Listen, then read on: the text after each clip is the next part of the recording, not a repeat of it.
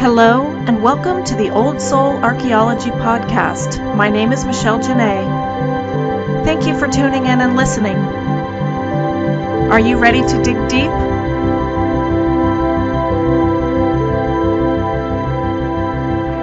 Hello, and welcome to Old Soul Archaeology. My name is Michelle Janae, and today we're on an Old Soul journey with Joyce Slaughter of Mosaic Starfish.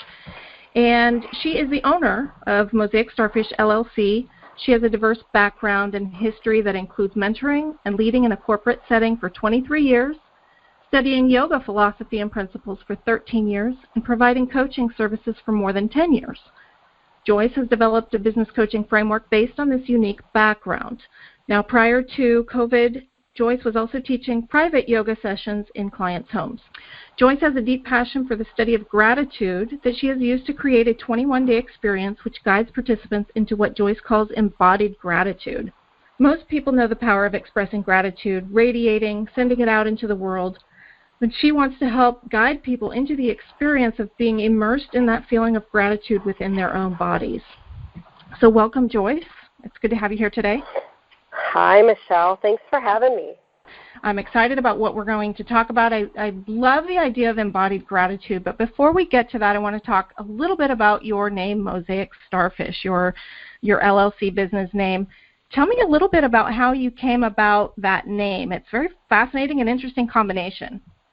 So I've actually been in business for myself for a little bit more than 10 years. And when I started off, I was doing coaching. And I was kind of calling it holistic coaching, and this was before holistic coaching was an actual term with definitions and certifications and programs and things like that. And what I wanted to do was I had become very fascinated with health. I had been diagnosed with an autoimmune disease. I have hypothyroidism and Hashimoto's, and I was doing all kinds of work to learn about my disease, and I was learning so much about health and fitness and the ways that we can care for our body, but I was also bringing in some information I knew from already studying yoga, and I'd been in personal development for a good long while. I actually grew up in a personal development home. My mother studied a lot of those kind of things. She always had those cassette tapes, anything from the Nightingale Company. It was somewhere in the house. My stepmother was a big old hippie. We had remedies in the garden and things like that. So I had this convergence of all these things, and I knew that our health wasn't just our fitness or our diet or our nutrition. It was all these things combined. And at the time, I was trying to get certifications, and we have certifications now where you can combine those things, but at the time you had to focus on one or the other. And I didn't want to do that.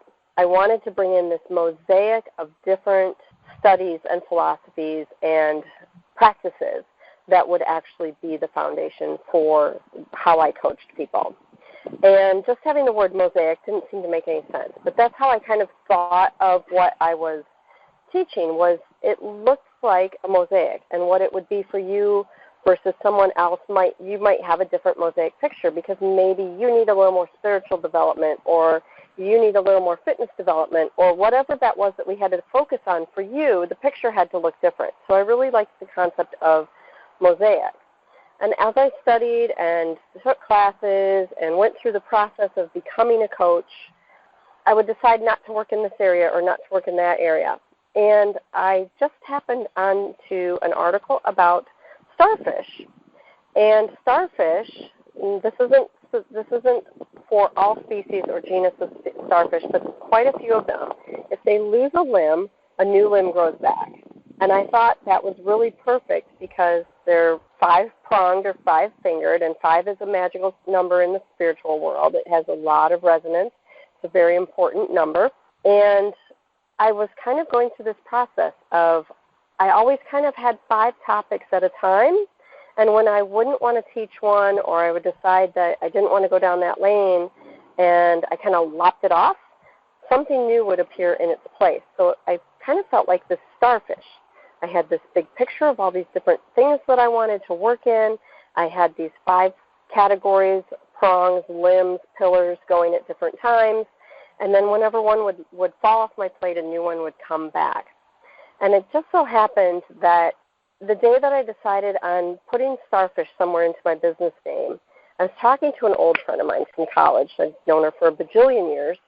And I said something about Starfish, and she said, have you never noticed how many Starfish things you have? And I kind of chuckled, and when we got off the phone, I walked around my house, and I had been collecting Starfish stickers, Starfish photographs of Starfish, tchotchkes and paperweights, and I literally had Starfish all over my house. So you and I both know that time is not linear, so clearly this had been a message from spirit or guides or whatever words you want to use for quite some time, that should be somewhere in the presentation of my work. So having this picture that was morphing for each individual person, and then having the limbs come and go. And then the 5 was really important to me. I always have 5 things, different programs. I might call them pillars, or I might call them limbs. The program that I have right now, I call them elements. So there's always 5. It's a really strong, powerful, magical number. So just kind of came to be through the evolution of how those things evolve. Yeah, there's a couple of amazing awarenesses there that you came to. First of all, just realizing that you always seem to have 5, like how that comes to you just kind of reminds me of I forget the guy's name, famous guy for learning how water displaces when he got into the bathtub and yelled Eureka. This kind of moment where you go, wow. And I have always associated Starfish with that story where the little girl or the little boy is walking along the beach and throws the starfish back into the sea, and the message being that, yeah, you may not reach all the starfish on the beach, but one at a time, and for that one it mattered. And I can imagine that there's a level of that in what you do as well. You know, you're there for the starfish that, person that has these 5 elements that they might be working on, or one, if they're replacing a limb or whatever that you're working with in that moment. And that in and of itself is more powerful than we realize, even if it's one at a time. Yes. And that story, if anybody's unfamiliar with that story, it is on my website. It's based on a much longer story by Lauren Isley that was written in the 60s. I have the book somewhere. I think the name of the book is called The Star Thrower. And it talks about different presentations of the story. It might be a girl or it might be a boy dancing down the ocean, and an older person, usually a gentleman in the story, though it doesn't have to be, comes up to the child and says, it's miles and miles of starfish that have washed up onto the beach. And this is what actually happens, is they live in the water and they wash up, and then the tide goes out and some of them are left behind. And the child is there picking them up and flinging them into the ocean. And the older person, and we see this in our society a lot, right? Like, why are you bothering? Why are you trying to help that person? You can't make a difference. Look at how many people are hurting. You can't fix that. And the child throws the starfish back into the ocean and says, but I made a difference to that one. Mm-hmm. And I made a difference to this one. And one of my favorite version of the story is on my website if people want to go into that. But to talk a little bit about the 5, because I know that you're into numerology and that numbers are important to you. We talk about numbers a lot.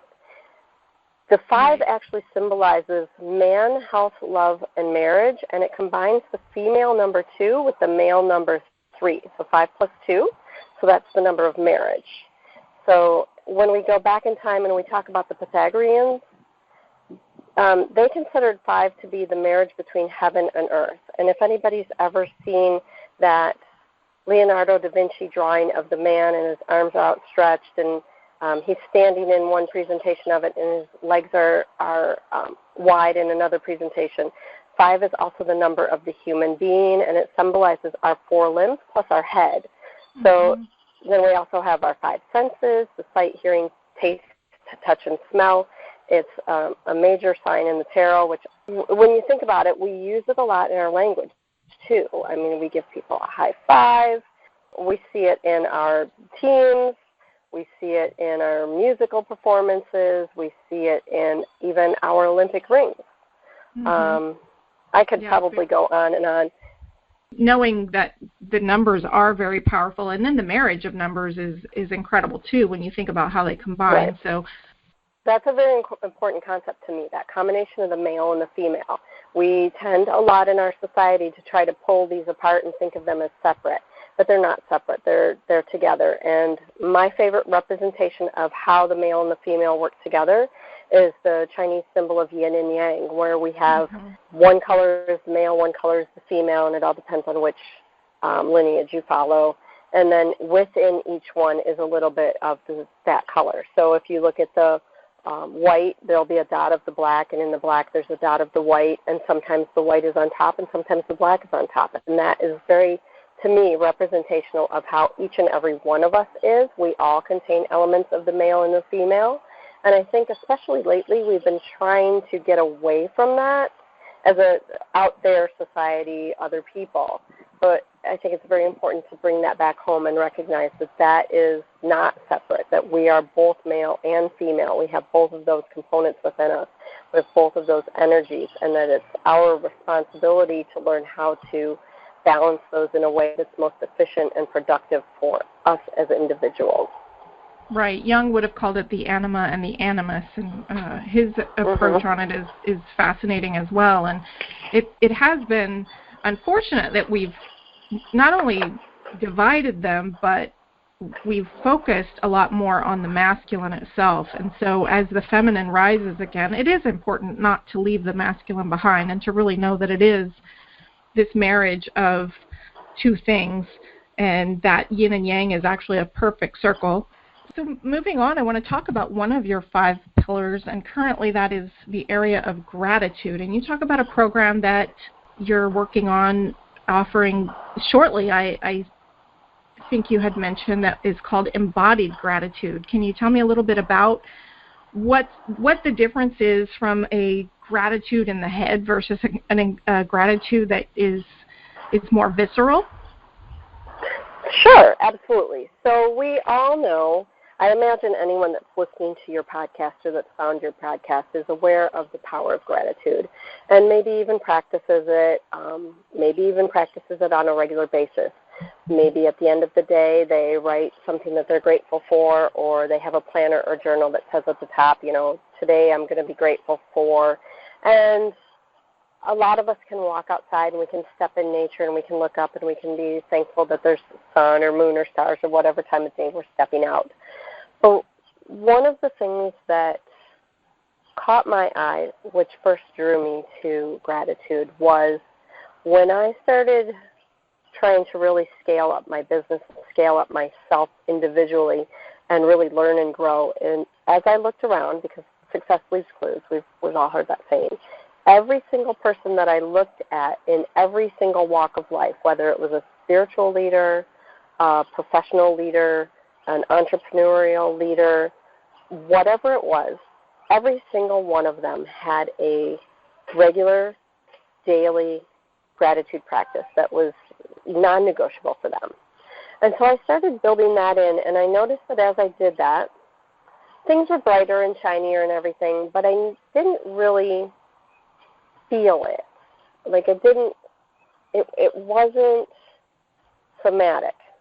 It wasn't getting into my cells, and it wasn't expanding. So I started doing this challenge, so to speak. I mean, we're all big on challenges, right? Started doing this challenge a few years ago, and I would do it every periodic time for 30 days, called Gratitude Expands, where I was focused outward. And I would express gratitude, and I would try to get other people to come and join the challenge with me and express gratitude and radiate gratitude out. And I think you've been in a couple of those challenges with me. I think you're on my Facebook page for that. I have a Facebook page called Gratitude Expands where we do that.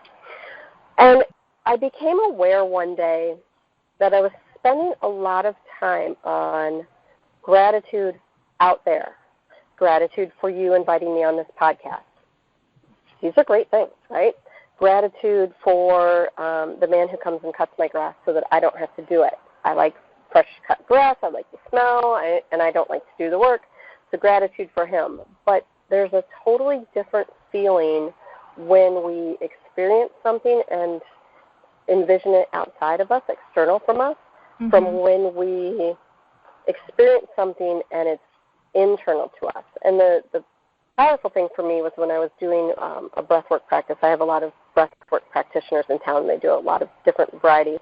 And one of them is also a somatic healer. And so I was doing her breathwork thing, and she was talking about embodiment a lot. And she kept, and I've known her for a long time, and she always uses the word embodiment. But for whatever reason, that day, I was really, you know how some days things are just brighter or bolder, they just really stand out and make an impact. And I kept hearing embodied, embodied, embodied. And I went home that night, I was doing my gratitude practice, and the word embodied kept coming through as I was journaling. And it dawned on me that most of the gratitude practices that people talk about are these external focused gratitude practices. So I thought, well, what would happen if I try to bring the gratitude into me? Then I have the changing of the neural pathways. I have the changing and the rewriting and the rewiring of the positive emotions. If anybody is not familiar with that, there's Hawkins would be one of the emotional charts to talk about, or emotional codes, different things like that. There's 5 or 6 different people who study the energetic vibration of emotions. Gratitude isn't usually on one of those charts, but joy and love are, which is usually what we feel when we feel gratitude. So what if we pulled that into our body? If we're focused on raising our own vibration rather than sending out this high vibration, how does that change us? So what I focused on with this program is there's some of those simpler practices that are easier to grasp, like creating a gratitude journal, and you do some focus outward. But then there's also practices where the intention is to sit with that feeling and to do that practice of gratitude, but bring it into your body. Actually make contact with you, and then how do you feel when you experience gratitude? And some of them are simple, like looking in the mirror and telling yourself that you love you and you're grateful for you and things like that, which is really very hard for a lot of people to do. But doing things like that, looking in the mirror and making eye contact with yourself and saying, I love you, that produces a major vibrational change in your body, and it's really very challenging for a lot of people. And so practices like that, where you're practicing touching yourself, not necessarily with your fingertips, I think people understand that, but how can you change your own cellular makeup in addition to creating these higher vibrations? How can you bring this into your body?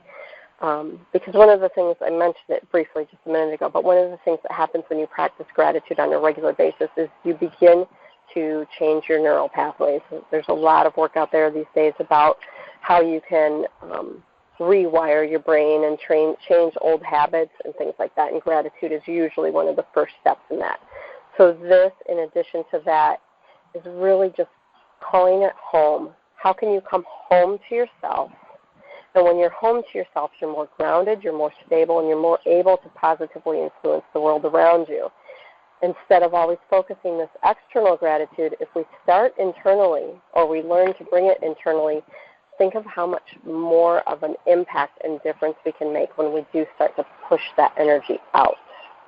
Right. Yeah, I can imagine standing in front of the mirror and trying to do that, and it's interesting because it's really not that difficult, but it's not easy, and that, I believe, might expand on this a little bit, but I think it comes from our programming and this, I don't know if I'd call it self-hate, although I'm sure it manifests that way, but there's this loathing of who we are, and how do we overcome that? And is it just a matter of just doing it regardless of how we feel? I mean, if you were to have someone in this embodied gratitude course, and this is your first exercise, if you don't mind sharing, what would that look like on a daily basis if someone were to implement that as a practice? Do you just fight the feeling, feel the fear, and do it anyways, as Susan Jeffers would say? I'm not really on board with fighting your feelings and this warlike culture that we've created with ourselves. And if you get up, you think about when you get up in the morning and you go to the mirror, when you look in the mirror, we're looking in the mirror trying to fix something. We're trying to brush the nighttime film off of our teeth. We're trying to clear food out of in between our teeth with our flossing. We're trying to cover up anything with maybe our makeup. We're trying to wash off dirt when we're washing our face. Maybe we're removing our eyebrows because we're plucking our brow. We're always looking in the mirror, looking for the ways that we can fix ourselves or change ourselves.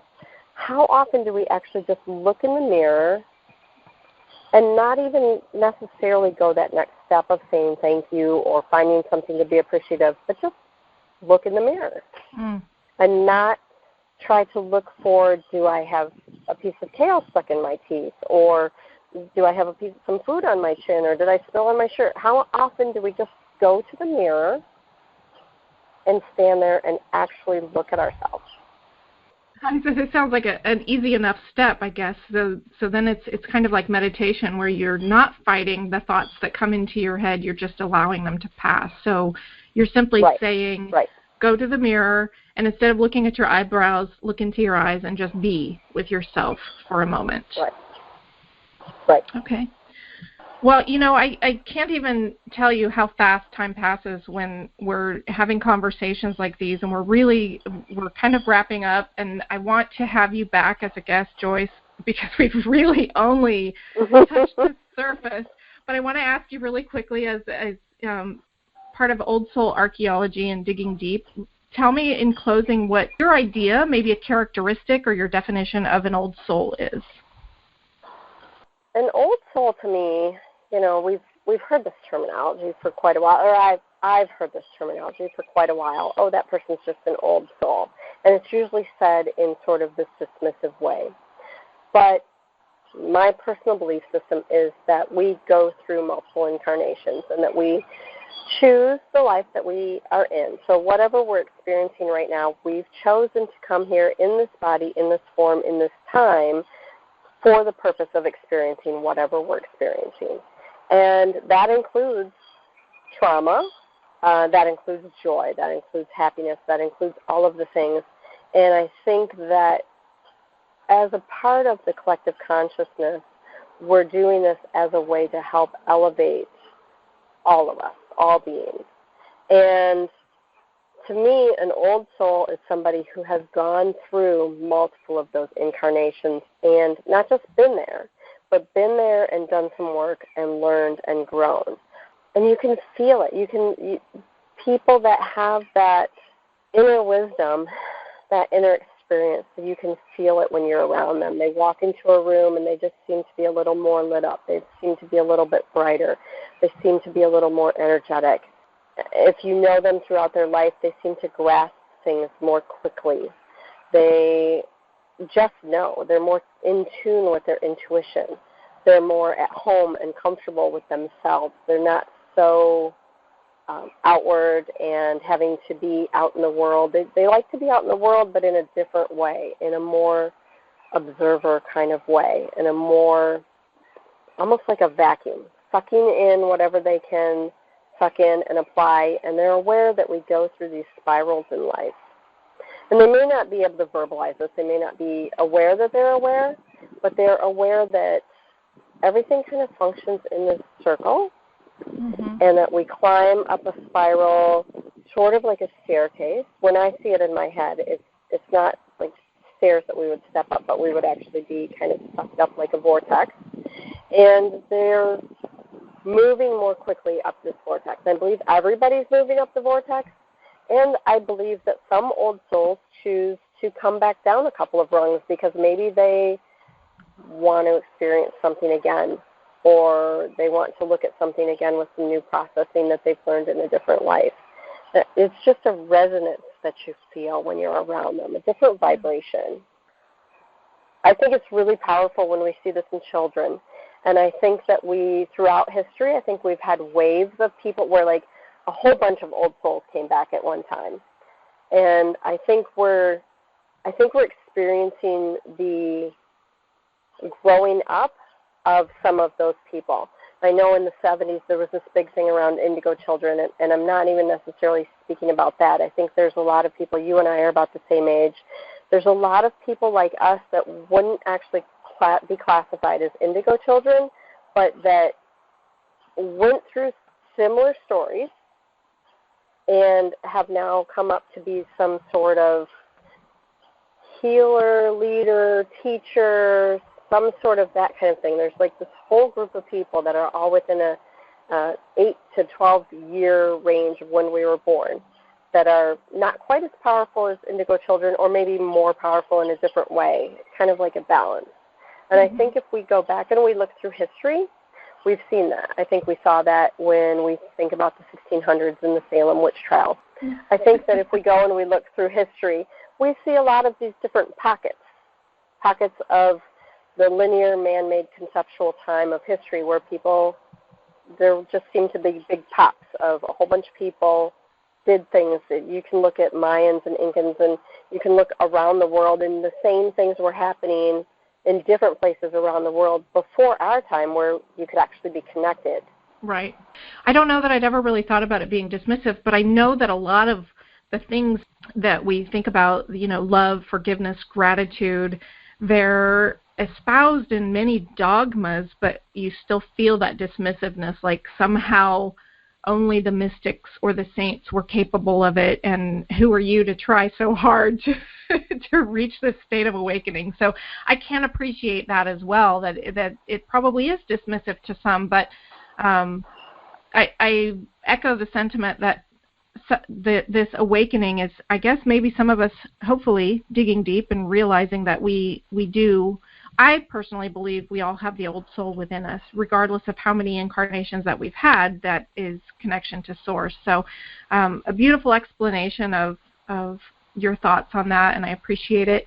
I would love to have you back because, again, we barely dipped our toes in the water, and we could probably talk for days and explore so many topics. So I just want to let everybody know that they can find you at mosaicstarfish.com.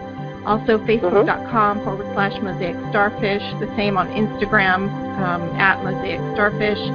And there will be links if you'd ever like to book a get-to-know-you session, an introductory session with Joyce. She's an amazing person just to have a conversation with and explore, whether you're exploring parts of your of your starfish nature, tapping into the muse or the muses that can help you create the mosaic that you want for your life.